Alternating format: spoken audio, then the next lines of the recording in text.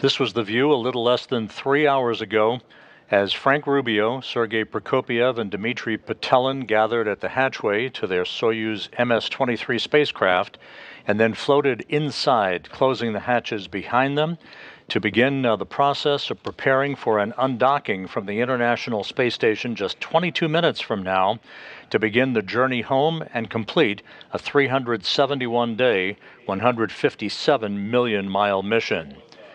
Welcome here in Mission Control in Houston and the Johnson Space Center. In the International Space Station Flight Control Room, you see the replay that occurred at about 11:41 p.m. Central Time, 12:41 a.m. Eastern Time, as the hatch to the Prishal module, that is the docking port for the Soyuz MS-23 spacecraft, was first closed, followed just a minute or two later by the closing of the hatch to the Soyuz MS-23 spacecraft.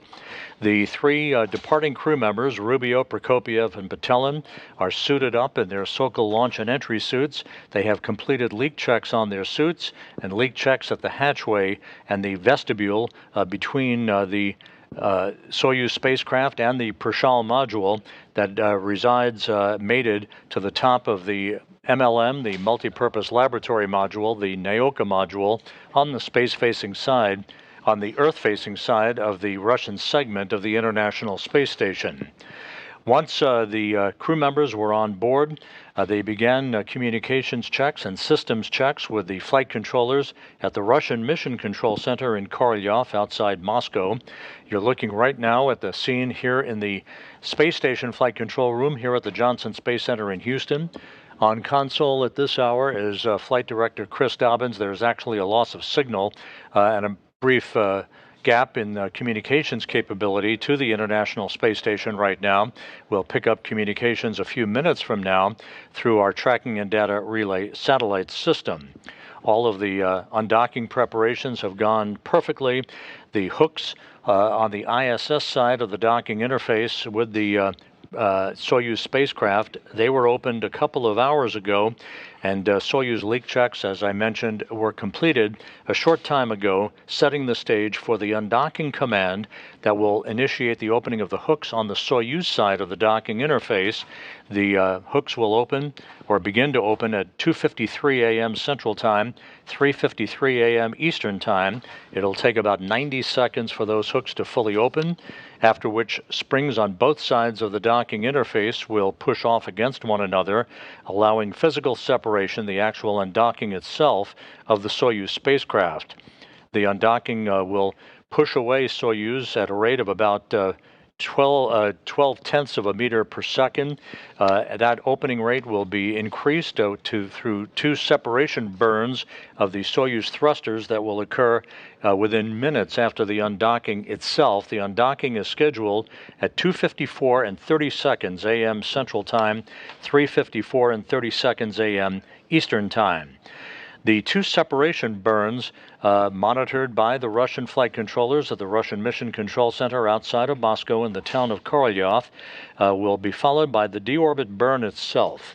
The deorbit burn will take place at 5:24 and 9 seconds a.m. Central Time, a 4-minute, 39-second retrograde firing, a braking maneuver, if you will, to slow the Soyuz down by 128 meters per second, allowing it to drop out of orbit to begin its 54-minute descent through the atmosphere and towards the landing site in south-central Kazakhstan.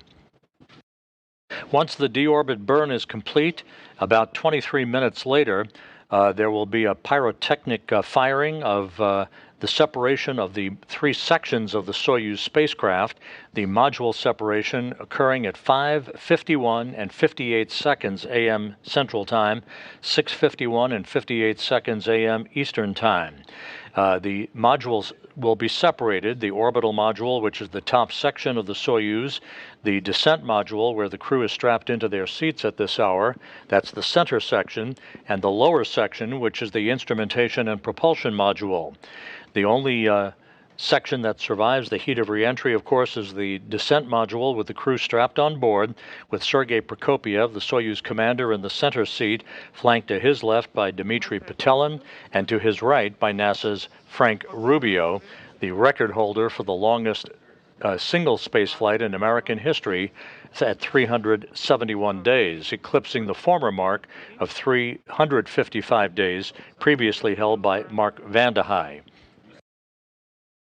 Following the separation of the modules, about 3 minutes later, the descent module will reach the point of entry interface at an altitude of 62 miles.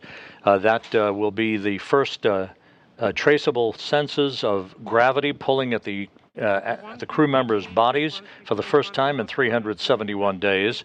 The entry interface will occur at an altitude, again, of about 400,000 feet, 62 miles above the Earth, and that will be followed just 2 minutes later by the entry of the spacecraft into the plasma regime, where peak heating begins on the vehicle, with temperatures around the Soyuz reaching about 2,500 degrees Fahrenheit, creating a plasma trail behind the spacecraft with its heat shield in the direction of travel, repelling that heat and allowing a safe entry into the lower regions of the atmosphere towards the landing site in Kazakhstan.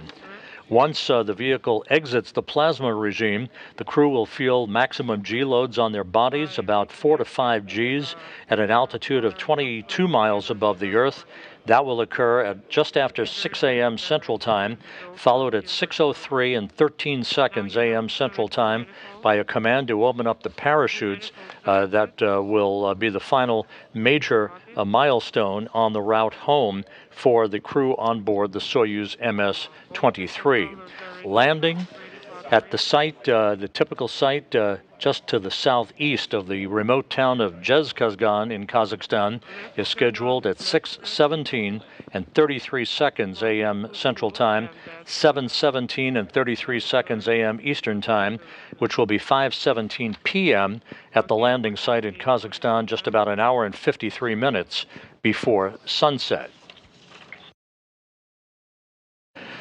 During this marathon mission for Rubio, Prokopiev, and Petelin, again, they spent 371 days in space and aboard the International Space Station. They completed 5,936 orbits of the Earth, a mission that will have spanned 157,412,306 statute miles at the time of touchdown, roughly the equivalent of 328 round trips to the moon and back. Sergei Prokopiev, in this, his second flight into space, will have logged a total of 568 days in space, 12th on the all-time list for most days by a human being in space. Of course, for Petelin and Rubio, this their first flight, they will come home with 371 days. This will be the third longest space flight in human history, right behind Valery Polyakov's 438 days in space on the Mir space station, and then right behind him, Russian cosmonaut Sergei Avdeyev, who spent 380 days in space on a particular mission. Copy. Meanwhile, in Kazakhstan, the Russian and NASA landing team has arrived by helicopter after a 2-hour flight from the staging city in Karaganda. They have arrived in Zhezkazgan, where their helicopters are being refueled. They will take off around the time of the deorbit burn for another 35-minute jaunt to the landing site itself, which is about 90 miles to the southeast of Zhezkazgan itself. The landing team, part of the Rosaviatsia Search and Recovery Forces, will include a variety of helicopters as well as a Antonov fixed-wing aircraft, a large Antonov aircraft that will be used as a flying relay station for voice and data from the Soyuz spacecraft, that data and the voice to be relayed to the Russian flight controllers at the Russian Mission Control Center outside of Moscow. Once they arrive in the vicinity of the landing site, the helos will fly a circular racetrack pattern around the landing zone itself, waiting for the Soyuz to descend under its orange and white parachute for a touchdown, which again is scheduled at 6:17 a.m. Central Time, 7:17 a.m. Eastern Time. We're now just 13 minutes away from the undocking command that will begin the process of opening up the hooks, holding the Soyuz spacecraft to the International Space Station's Prishal module.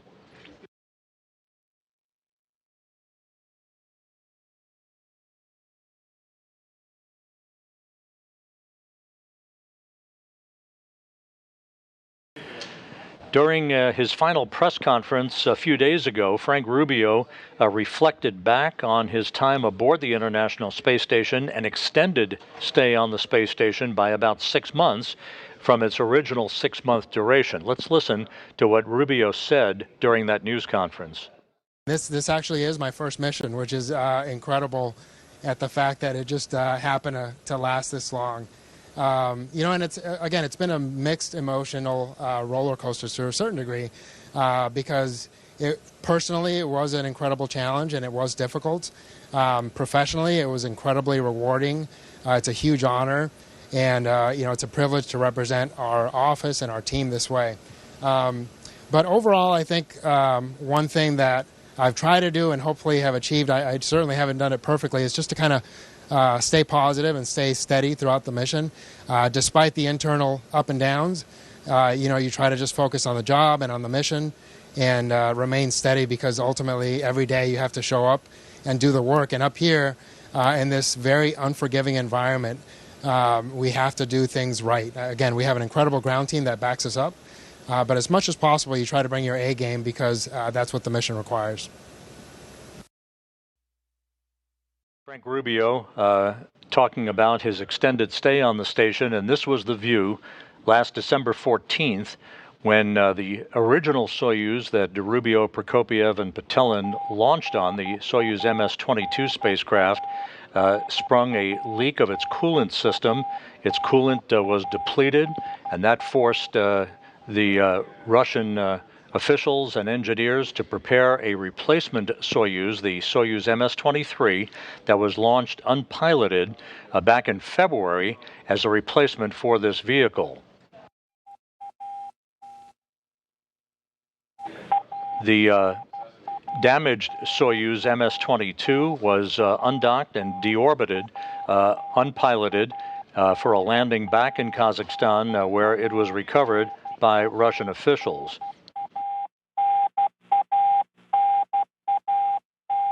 Altai Moscow. Go ahead. Are you ready for undock? What's the pressure and temperature in the descent module?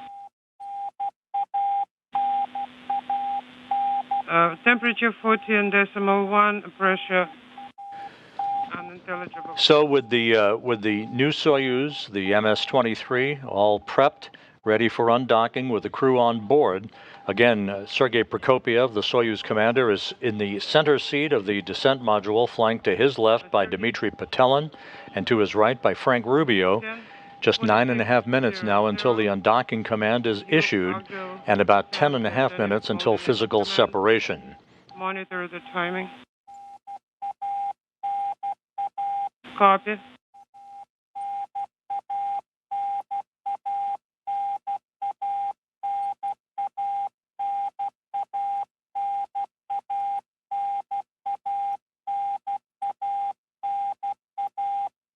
Not for you. And I need to press the button after you start, after the TFR starts, which is the dynamic mode enabled. Meanwhile, the International Space Station is currently flying over India at an altitude of 260 statute miles, moving from southwest to northeast in an orbit inclined 51.6 degrees to either side of the equator. About 45 minutes ago, Flight Director Chris Dobbins here in the International Space Station Flight Control Room, who is standing in your field of view. At the lower right-hand corner of your screen is Flight Director Nicole McElroy, and at the top of your screen is astronaut Aki Hoshide, a veteran of Soyuz flights to the International Space Station. Dobbins took a poll of his flight controllers a short time ago, and everything was in readiness. He received a go across the board for the undocking of the Soyuz MS-23 that will begin the trip home for Rubio, Prokopiev, and Patelin. Standing by.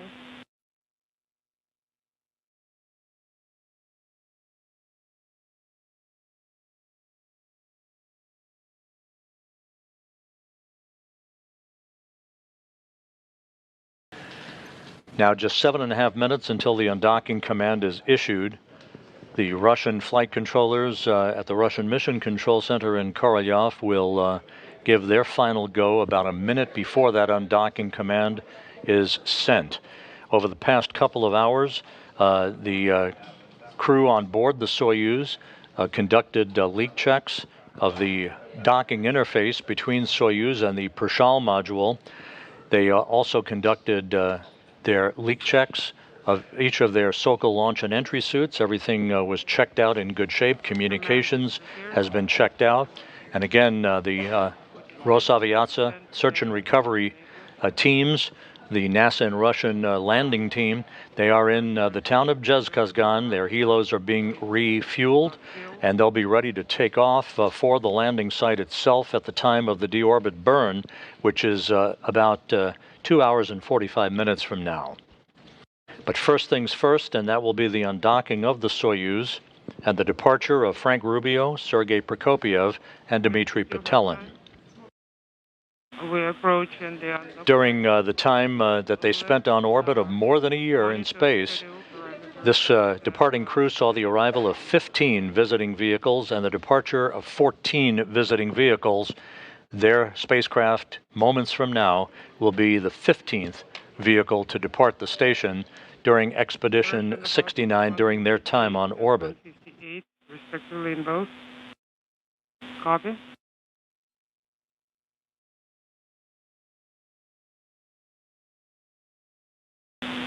And the pressure in the tanks is also as expected. Ignat, say it one more time. Which parameter?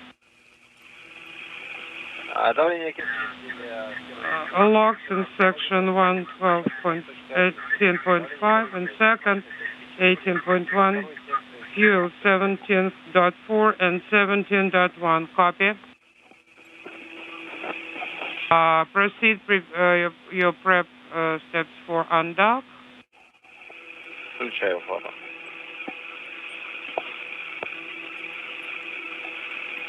Инструкция запрета КВ есть? EKV, Infrared Horizon Center inhibit. Now just 5 minutes away from the issuance of the undocking command to open the hooks holding Soyuz to the Prishal module. Again, that'll take about 90 seconds to complete. That'll be followed by physical separation scheduled at 2:54 and 30 seconds a.m. Central Time, 3:54 and 30 seconds a.m. Eastern Time. Есть однократная пересветка. We have.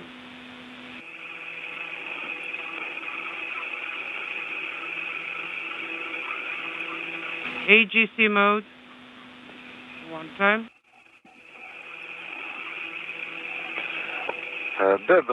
D2 not eliminated. Combined power.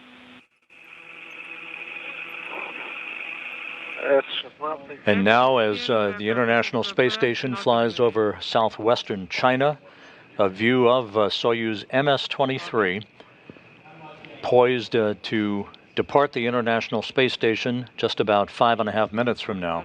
10:52:00. Activate SSVP. 10:52:00. SSVP on.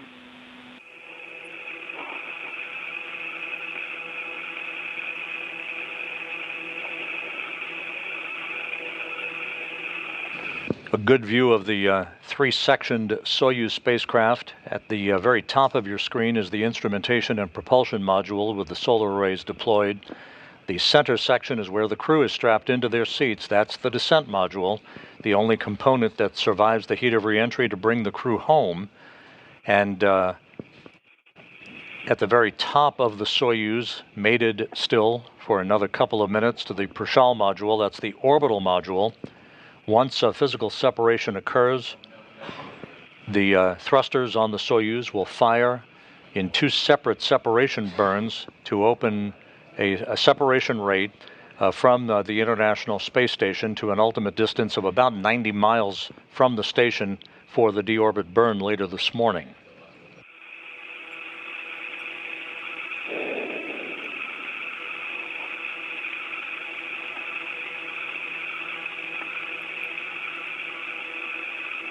2.5 minutes now until the undocking command. This long journey for Frank Rubio, Sergei Prokopyev, and Dmitry Petelin about to enter its final lap.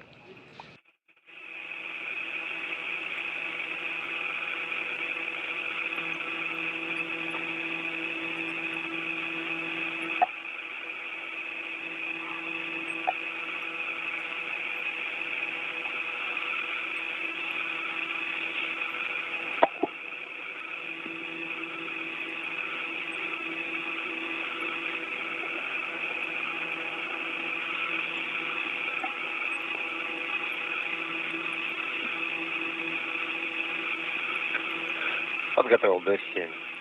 D7 is ready. Copy.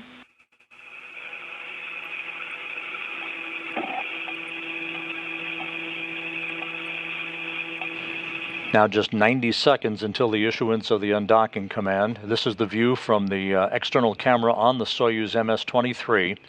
You're looking at the docking target on the Prishal module.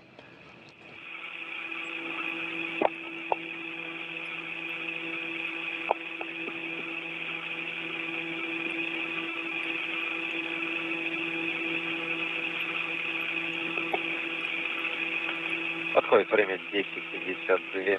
10:52:00. Выдал команду D7. D7 sent. D7 eliminated. D11 eliminated. D15, G17, S13 all eliminated. TS8 mechanical capture confirmed. Переходим на 42-ю страницу. Going to page 42. On your go, ready to send the undock command. 15 seconds away from the undocking command. To open the hooks. Moscow. D17 is armed.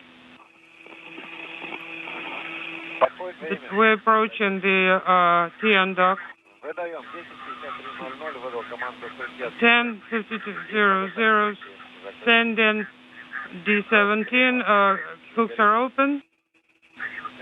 S11. The undocking command has been issued. The Soyuz hooks are driving. Again, this will take a little less than 90 seconds to complete, resulting in physical separation of the Soyuz from the Prishal module.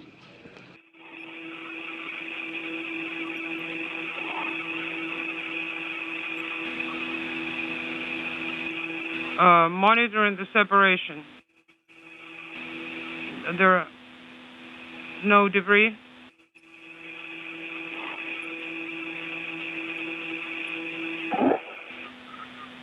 On the interface, okay?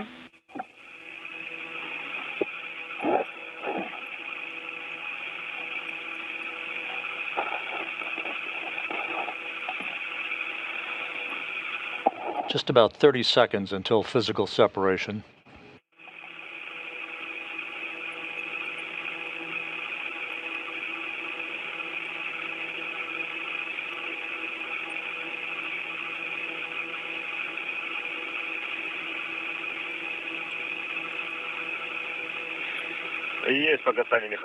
Undocking confirmed.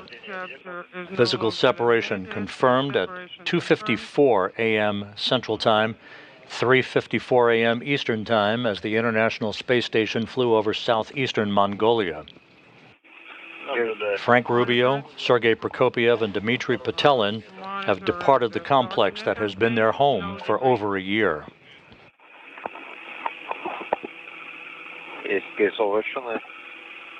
Unintelligible.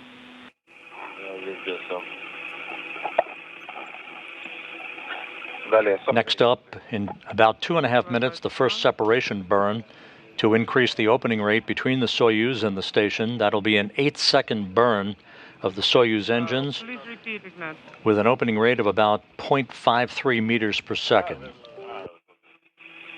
Да, запустился и... Inaudible. Да, и так запустили. Yes, we send the command but inaudible, both from the control panel. And the indicator is no longer illuminated.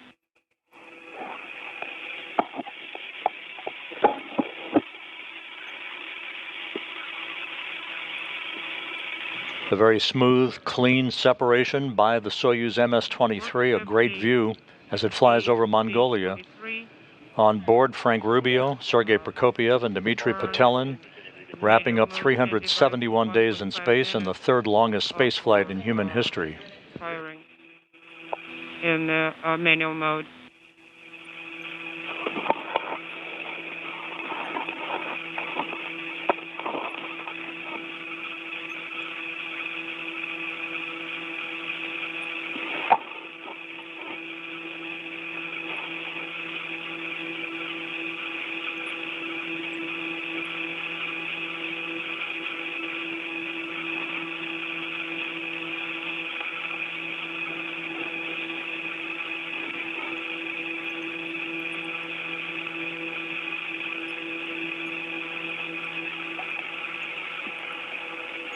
МКС, субморской ВСГ-1 для Олега по КВД. Station Moscow, Antrix 11 for Oleg on КВД. УМТК по плюс X, положение закрыто. КВД УМТК goes into close position Depot firing on confirmed. the X-axis. Copy.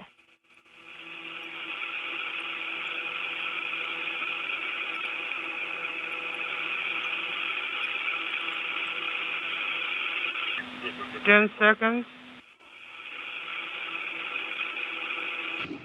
We're about 10 seconds away from the first of the two separation burns for Soyuz. Confirmed. Copy. 8 seconds. And a good separation one burn reported. Russian flight controllers watching the Soyuz depart the International Space Station. Now in a roll program to orient itself for the second separation burn that is scheduled at 2:58 and 50 seconds Central Time. GSO confirmed. The second separation burn coming up will be a bit longer, 15 seconds in duration. Second burn. A 1.62 meter per second burn to increase that opening rate. The engine thrusters will be fired for 15 seconds.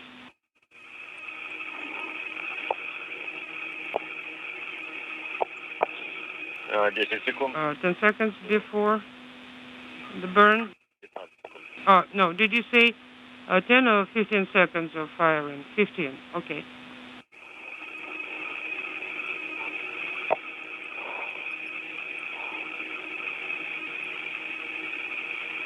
Есть работа ДПО. Depot firing confirmed. 5 seconds. 10 seconds. 15 seconds. And the second separation burn has initiated No GSO.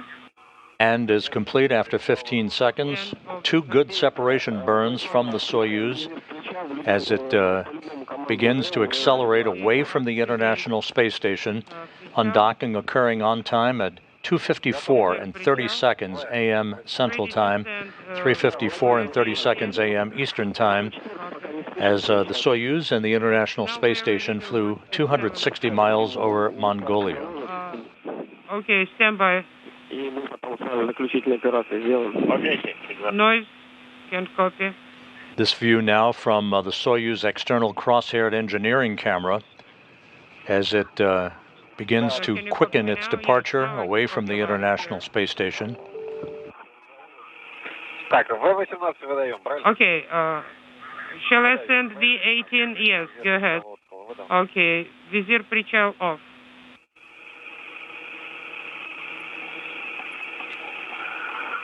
Okay, all right. Work page 44. We do have the instruction here for the 1, 2, 3. Не горит, акселерометр не горит, надув. accelerometer is off. The pressurization is off. И1 горит за преднямического режима. E1 indicator is illuminated. Dynamic mode inhibit. Copy. This view of the control panel in the Soyuz with the external camera view, that is the same view that the crew on board Soyuz is seeing. Sergei Prokopyev in the center seat, flanked to his left by Dmitry Petelin and to his right by NASA's Frank Rubio. Deactivating the light, working on SSVP, docking internal transfer system.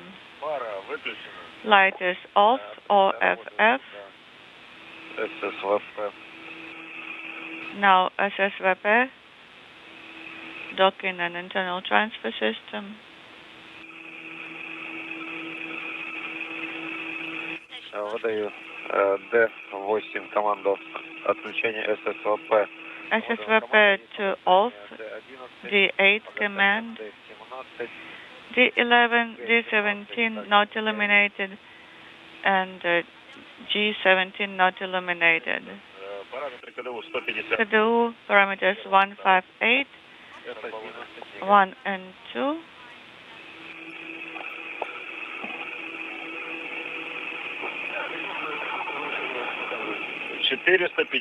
And I have 4, 5, 6.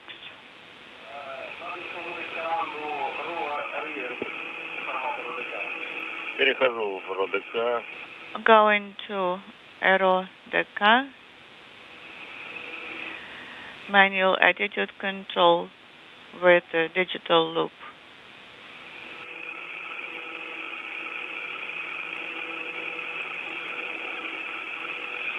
Перевожу.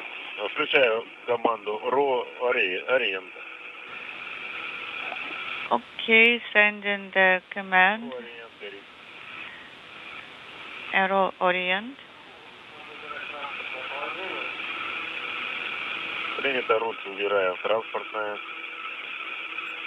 Иду на формат ТВ. Making selection and going to BVS display. As you can hear, the Russian flight controllers informing the crew on board the Soyuz under the call sign of Altai.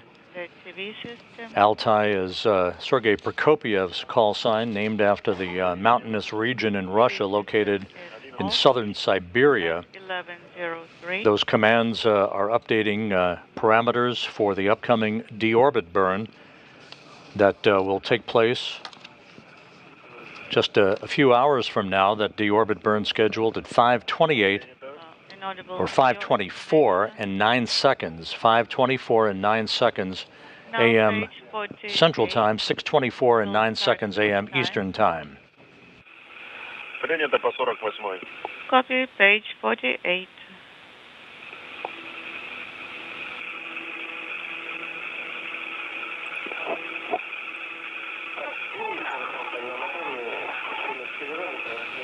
Certain 2140 accelerometer activation, and it will be via command radio line.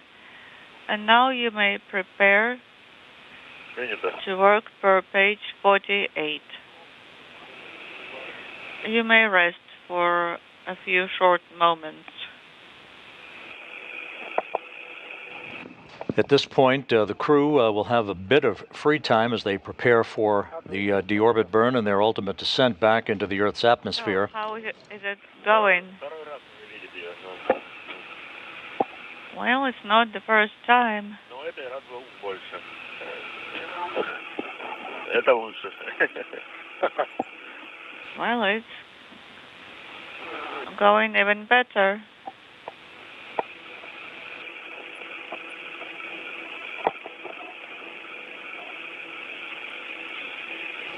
Good view of the departing Soyuz. Sergei Prokopyev reporting that the crew is feeling well.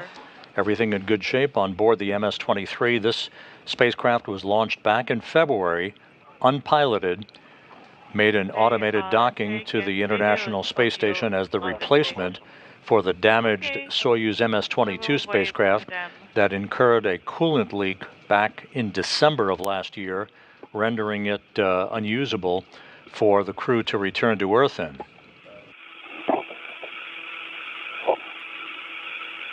Иллюминатора не видно? Can you see me in the window? No, it's in the shade.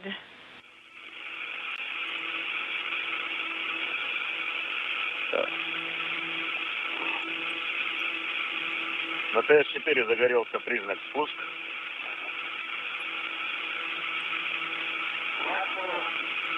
Inaudible.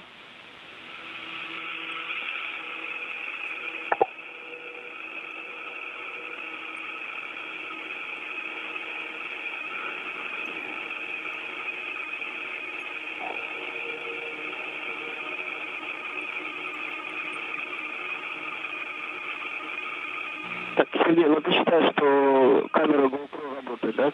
Sergey, the GoPro camera is still operating. Is it correct?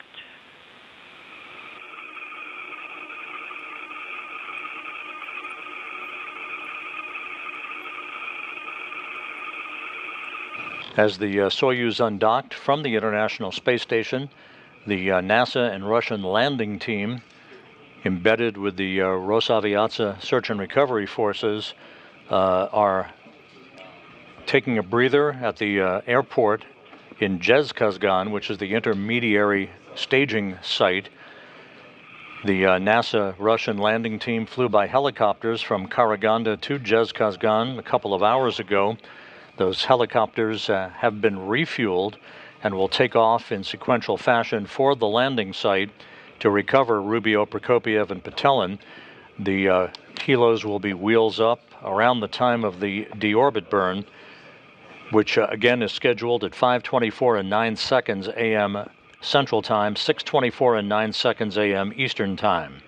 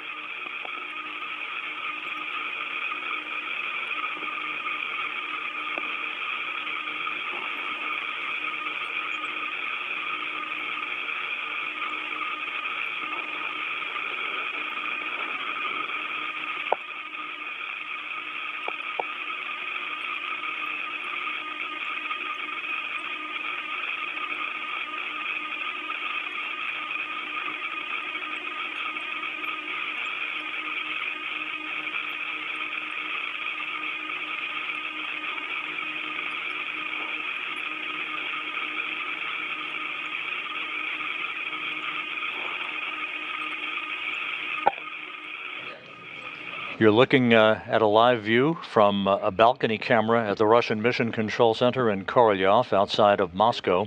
Russian flight controllers carefully monitoring all of the Soyuz systems and talking to Soyuz Commander Sergei Prokopiev aboard the Soyuz MS-23 as it continues its departure away from the International Space Station following its undocking a short time ago at 5:24 a.m. Central Time, 6:24 a.m. Eastern Time.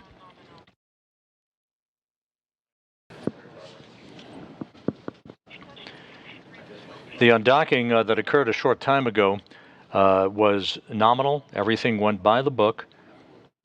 The separation of the Soyuz from the Prashal module occurred over Mongolia. Again, that occurred at 2:54 a.m. Central Time, 3:54 a.m. Eastern Time.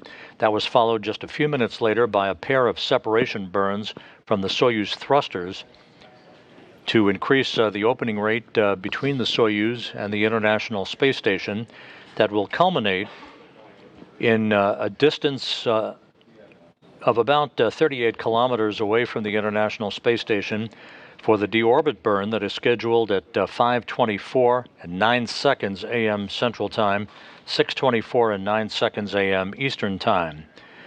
The deorbit burn that is upcoming to begin the trip back home in earnest for Rubio, Prokopiev, and Patelin. That deorbit burn will be 4 minutes, 39 seconds in duration, slowing the Soyuz down by 128 meters per second, allowing it to drop out of orbit for its descent back into the Earth's atmosphere.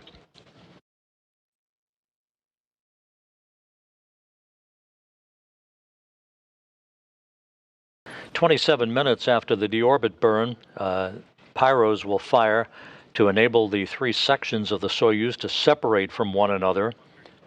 The module separation scheduled at 5:51 and 58 seconds a.m. Central Time, 6:51:58 Eastern Time.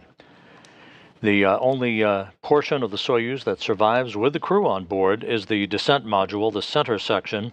Its direction of travel will have the heat shield pointed in the direction of travel toward the landing site to repel heat that will build up around the Soyuz of about 2,500 degrees Fahrenheit during peak heating.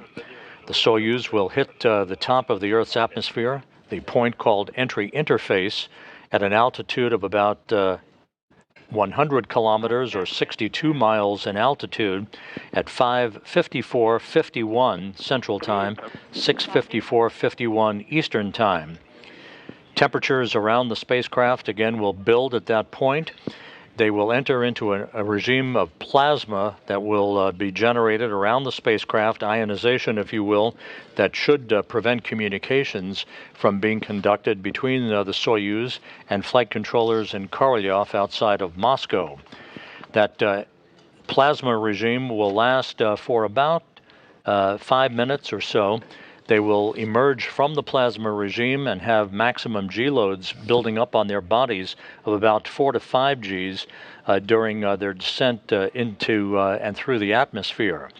The command to open up the chutes will occur at an altitude of 6.7 miles at 6:03 and 13 seconds a.m. Central Time, 7:03 and 13 seconds a.m. Eastern Time.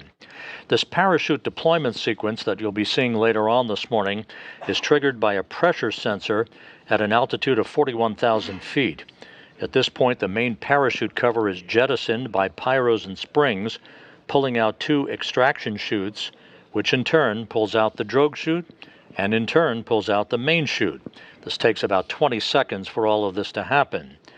Then, at an altitude of 21,000 feet, a pressure sensor starts a timer that triggers most of the remaining events in the landing sequence.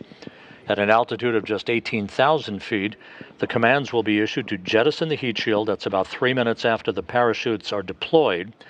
That command also inhibits the entry thrusters and opens valves to vent all of the hydrogen peroxide fuel for the entry thrusters and the oxygen in the life support system tank. The white vapor that you have seen on occasion during an entry of a Soyuz vehicle for landing, and what we hope we'll see, assuming we have television from the landing site at that time, that white vapor is a combination of hydrogen peroxide and oxygen venting into the air. The purpose of that venting is to safe the vehicle for landing so that the search and recovery forces don't encounter any hazardous gases to remain in the tanks when they approach the vehicle following touchdown, thus facilitating their ability to extract the crew from the spacecraft in the shortest time possible.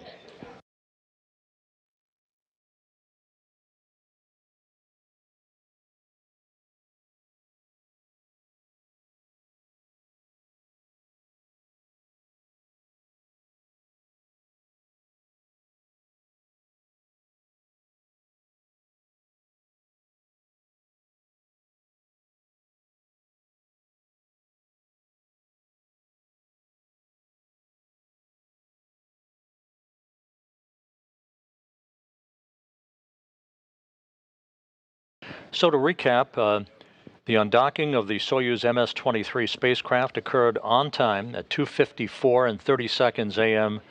Central Time, 3:54 and 30 seconds a.m. Eastern Time, as the Soyuz and the International Space Station flew 260 miles over Mongolia. All of the events leading up to undocking were executed in flawless fashion, as was the undocking itself, followed by 2 separation burns from the Soyuz engines to accelerate its departure rate away from the International Space Station. Frank Rubio, Sergei Prokopyev, the Soyuz commander, and Dmitry Petelin bid farewell to the facility that has been their home for over a year. They are heading for a landing in south-central Kazakhstan at 6:17 a.m. Central Time, 7:17 a.m. Eastern Time, which will be 5:17 p.m. at the landing site, about 90 miles to the southeast of the town of Zhezkazgan, Kazakhstan. So we'll be back in a couple of hours with our deorbit burn and landing coverage for you, starting at 5 a.m. Central, 6 a.m. Eastern Time, and we'll be on the air through the time the crew is extracted from the Soyuz vehicle and brought into the medical tent nearby. We'll have more details about that recovery operation when we return at 5 a.m. Central, 6 a.m. Eastern Time for our deorbit burn and landing coverage for Frank Rubio, Sergei Prokopyev, and Dmitry Petelin. In the meantime, this is Mission Control Houston.